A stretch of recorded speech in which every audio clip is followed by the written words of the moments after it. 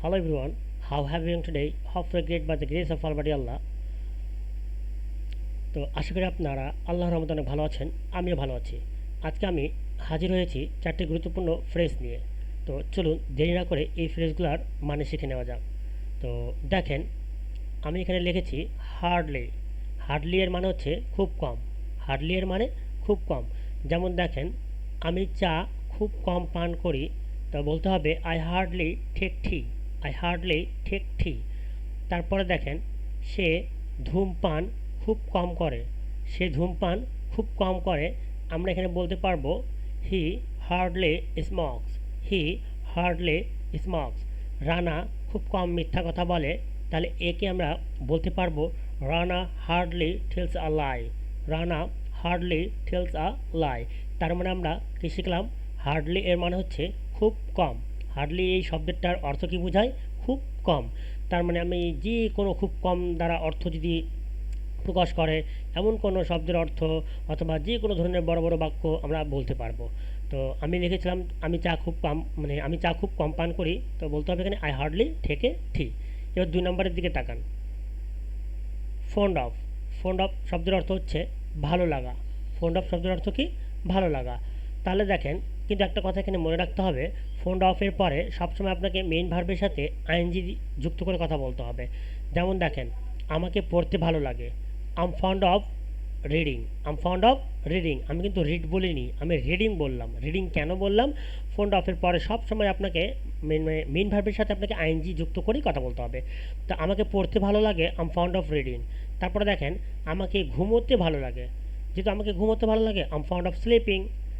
আমাকে খেলতে ভালো লাগে, আম ফান্ড অফ প্লেয়িং। তার মানে আমরা কী শিখলাম? ফন্ড অফের মানে হচ্ছে ভালো লাগা। ফন্ড অফের মানে কি?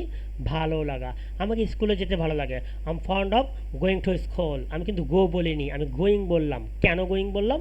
আশা করি আপনারা বুঝতে পারতেছেন। ফন্ড অফের পরে সবসময় আইনজি যুক্ত করে কথা বলতে হবে।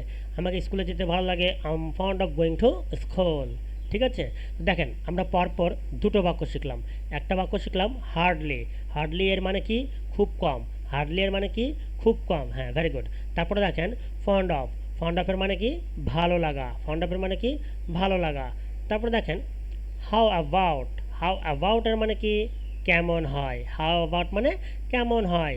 সবসময় আপনি মনে রাখবেন, ফন্ড অফ, হাউ অ্যাবাউট, এই দুটো বাক্য আপনি বা এই দুটো শব্দ যখনই আপনি ব্যবহার করবেন, তার সাথে আপনাকে মেইন ভার্বের পরপরে আপনাকে আইএনজি যুক্ত করেই কথা বলতে হবে। যেভাবে আমরা ফন্ড অফের সাথে আইএনজি যুক্ত করে কথা বলছিলাম, সেমভাবে আপনাকে এখানেও কথা বলতে হবে। How about. হাউ অ্যাবাউট এর সাথে পরে আপনাকে মনে করেন যেই ভাবটা বসবে, সেই ভাবটার সাথে আপনাকে আইনজি যুক্ত করতে হবে। যেমন দেখেন, ইংরেজি শিখলে কেমন হয়। ইংরেজি শিখলে কেমন হয়, একটু আগে কিন্তু আমরা শিখলাম হাউ অ্যাবাউট মানে কেমন হয়। তো চলুন, হাউ অ্যাবাউট, এবার কিন্তু লার্নিং বলতে হবে, লার্ন বলা যাবে না। How about learning English. ইংরেজি শিখলে কেমন হয়, হাউ অ্যাবাউট লার্নিং ইংলিশ। দেখেন, ফুটবল খেললে কেমন হয়, হাউ অ্যাবাউট প্লেয়িং ফুটবল। তারপর দেখেন, আজকে বাজার গেলে কেমন হয়, how about going to market today. How about going to market today. তারপর আমরা কী কী শিখলাম? 3টা বাক্য শিখলাম। হার্ডলি। হার্ডলি এর মানে খুব কম। হার্ডলি এর মানে খুব কম। তারপরে শিখলাম ফন্ড অফ। ফন্ড অফের মানে ভালো লাগা। ফন্ড অফের মানে ভালো লাগা। তারপরে শিখলাম হাউ অ্যাবাউট। হাউ অ্যাবাউট এর মানে হচ্ছে কেমন হয়। হাউ অ্যাবাউট এর মানে কেমন হয়। তারপরে দেখেন, এটা হচ্ছে সর্বশেষ, will be able two. Will be able two এর মানে হচ্ছে পারবো। উইল বি এবল টু মানে কি? পারবো। যেমন দেখেন, আমি যেতে পারবো, I will be able to go. I will be able to গো। তারপর দেখেন, আমি খেলতে পারবো, I will be able to play. I will be able to play. দেখেন, আমি ইংরেজিতে কথা বলতে পারবো, I will be able to speak in English. I will be able to speak in English. তাহলে দেখেন, আমরা কয়টা মানে শিখলাম? 4টা। কী কী শিখলাম? হার্ডলি। হার্ডলি।